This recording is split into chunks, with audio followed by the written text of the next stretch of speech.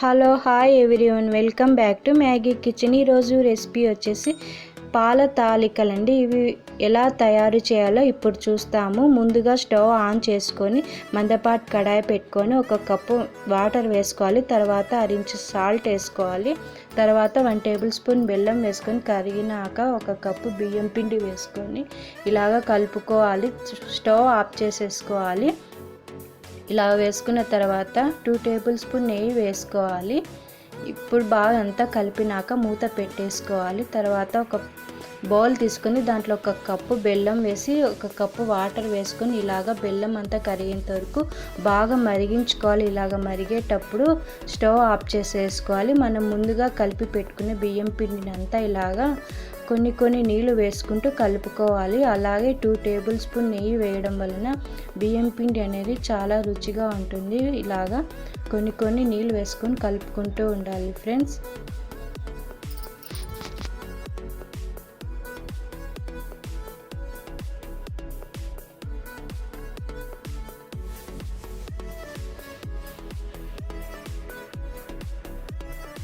ఇలాగా మొత్తం కలుపుకున్న తర్వాత చేతికి నెయ్యి రాసుకొని తాలికలు అనేవి ఇలాగా విరిగిపోకుండా ఒక్కొక్కటి నీట్గా తయారు చేసుకోవచ్చు. లేదంటే మనం డైరెక్ట్ పాలల్లోనే కారాల మిషన్ ఉంది కదా, దాంట్లోనే వేసుకొని ఒత్తుకోవచ్చు.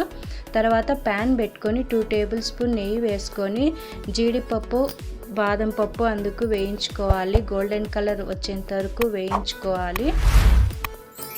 అదే ప్యాన్లో ఒక కప్పు సగ్గుబియ్యం వేయించుకున్న తర్వాత 2 కప్పుల పాలు వేసిన తర్వాత ఒక కప్పు నీళ్లు వేసి 1/2 టీ స్పూన్ ఇలాచి వేసి ఇలాగ బాగా కలుపుకోవాలి. 2 పొంగులు వచ్చేంత వరకు ఇలాగ బాగా కలుపుకోవాలి. సగ్గుబియ్యం అనేవి బాగా ఉడికిపోయినాయి. మనం ముందుగా చేసి పెట్టుకున్న తాలికలని పాలల్లో వేసుకోవాలి. ఇలాగ నీట్గా ఇరిగిపోకోకుండా ఒక్కొక్కటి వేసుకోవాలి.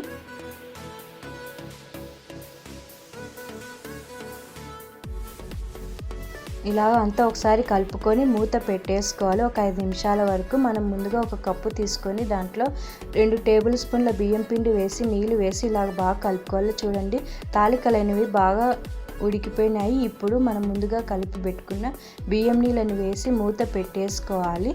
ఇలాగ 1 నిమిషం పాటు ఉడికించుకున్న తర్వాత బాగా చిక్కబడింది. చూడండి, తాలికలు అనేవి కూడా బాగా ఉడికిపోయినాయి. బెల్లం పాకు బాగా చల్లారిన తర్వాత పాల తాలికలోకి వేసుకొని ఇలాగ బాగా కలుపుకోవాలి. స్టవ్ ఆఫ్ చేసేసుకోవాలి. అప్పుడు పాలు అనేవి విరిగిపోవు.